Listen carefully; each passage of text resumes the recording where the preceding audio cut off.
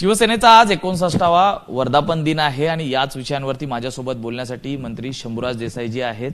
Sir, काय सांगाल? अनेक आठवणी आहेत या वर्धापन दिनाच्या. कसं पाहता आज 59वा वर्धापन दिन आहे?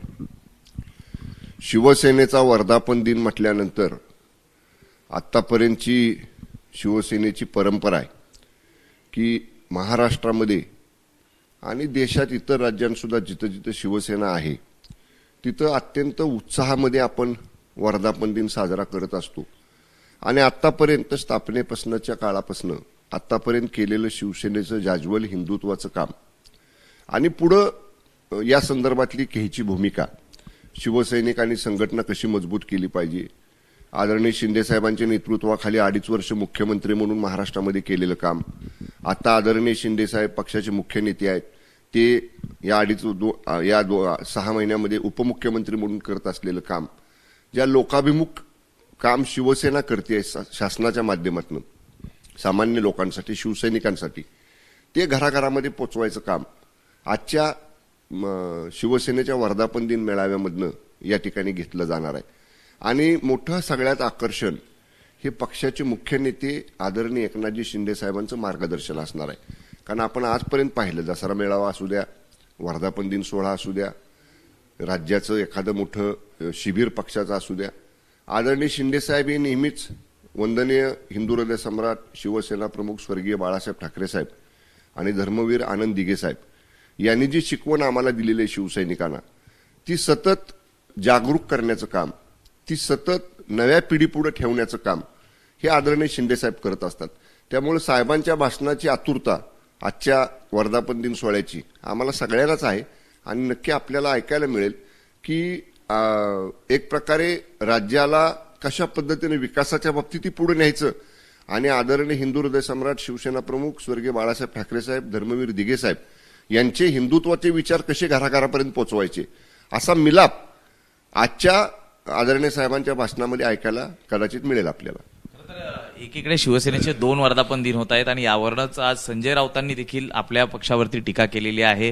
खरं तर ही कुठली सेना? ही तर नकली सेना आहे, गद्दारांची सेना आहे आणि त्यांना बाळासाहेबांचा फोटो लावण्याचा कुठलाही अधिकार नाहीये. कारण त्यांनी जर संस्थापक म्हणून फोटो लावायचा झाला तर तो अमित शहा किंवा नरेंद्र मोदींचा लावावा असं त्यांनी टीका केलेली आहे. हे बघा, ज्याला म्हणतो नैराश्य, फ्रस्ट्रेशन, हे संजय राऊतांकडे आलेलं आहे.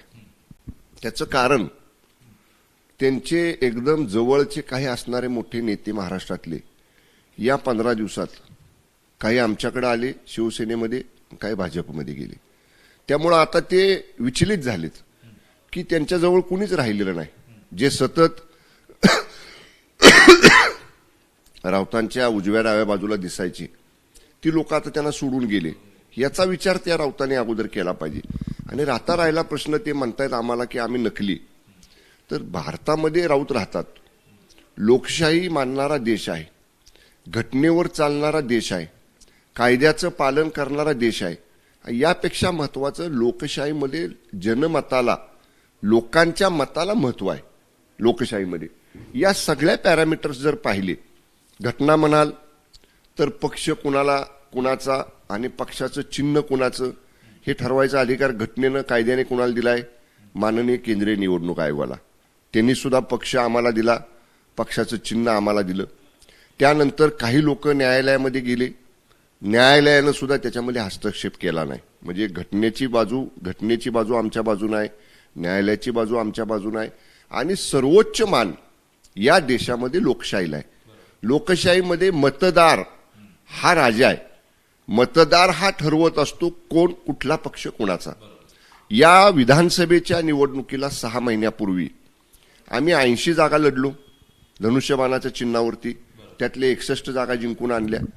हे जर पाहिलं तर मग शिवसेना कुणाची, धनुष्यबाण कुणाचा? हा आदरणीय शिंदे साहेबांच्या नेतृत्वाखालची शिवसेना आणि धनुष्यबाण त्याच शिवसेनेचा. हे लोकांनी मतदान करून लोकशाही मार्गाने त्याच्यावर शिक्कामोर्तब केलाय. आता घटना राऊतांना मान्य नसेल, कायद्याची चौकट राऊतांना मान्य नसेल, लोकशाहीमधल्या जनतेच्या मतदारांनी दिलेल्या कौल याला जर राऊतांची मान्यता नसेल तर मग राऊतांना फ्रस्ट्रेशन आले किंवा नैराश्य आले याच्याशिवाय दुसरं त्याला उत्तर नाही.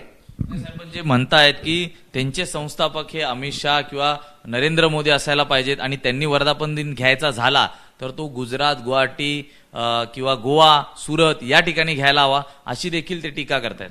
हे सुद्धा मी सांगितलं ना तुम्हाला, हे सुद्धा ते नैराश्य पोटीच काहीतरी भडक वक्तव्य करायचं आणि दिवसभर ते वाहिन्यांवर चाललं पाहिजे, राऊताचा चेहरा वाहिनीवर दिसला पाहिजे, ह्याच्या व्यतिरिक्त त्याच्यात काही सुद्धा तथ्य नाही. आम्ही वर्धापन दिन साजरा करतो, आम्ही पक्षाचे पोस्टर बॅनर लावतो, आम्ही प्रत्येक ठिकाणी आदरणीय शिवसेना प्रमुख स्वर्गीय बाळासाहेब ठाकरे साहेबांचा, धर्मवीर दिघे साहेबांचे फोटो लावतो. तो अधिकार आम्हाला आहे, कारण त्यांची शिकवण हिंदुत्वाची घेऊन आम्ही पुढे चाललोय. आम्ही वंदनीय शिवसेना प्रमुख हिंदू हृदय सम्राट स्वर्गीय बाळासाहेब ठाकरे साहेबांचे हिंदुत्वाचे विचार बाजूला ठेवून सत्तेसाठी 2.5 वर्ष ज्यांना विरोध केला त्यांना मांडीवर घेऊन नाही बसलो. साहेब काय म्हटले होते वंदनीय शिवसेना प्रमुख आदरणीय बाळासाहेब ठाकरे साहेब, माझी कधीही शिवसेनेची काँग्रेस होऊ देणार नाही, मी कधी काँग्रेसला बरोबर घेणार नाही आणि मी कधी काँग्रेस बरोबर जाणार नाही, तशी वेळ आली तर मी माझ्या पक्षाचं दुकान बंद करेन, हे साहेब बोललेले आहेत. हे सतत आपण वाहिन्यांवर बघतोय, जुने व्हिडिओ बघतोय, जुनं रेकॉर्ड बघतोय आपण. त्या विचाराला तिलांजली देण्याचं काम कुणी केलं? आणि मी तर म्हणतो ते करायला भाग कुणी पाडलं? या राऊतांनी पाडलं. आणि त्यामुळे त्यांच्या अशा वक्तव्याकडे आम्ही गांभीर्याने बघत नाही. त्यांना काय म्हणायचे ते म्हणू द्या. लोकांनी त्याला नाकारले. लोकमत काय आहे, जनतेच्या मतातनं निवडून येणं काय असतं हे कधी राऊतांना माहित नाही साहेब. आमच्या मतावरती निवडून आलेत खासदार म्हणून. त्यांनी एका नगरपालिकेची नगरसेवकाची निवडणूक लढवून दाखवावी. मी म्हणतो आमच्या ग्रामीण भागातल्या एखाद्या गावच्या सरपंच पदाची निवडणूक लढवून दाखवावी.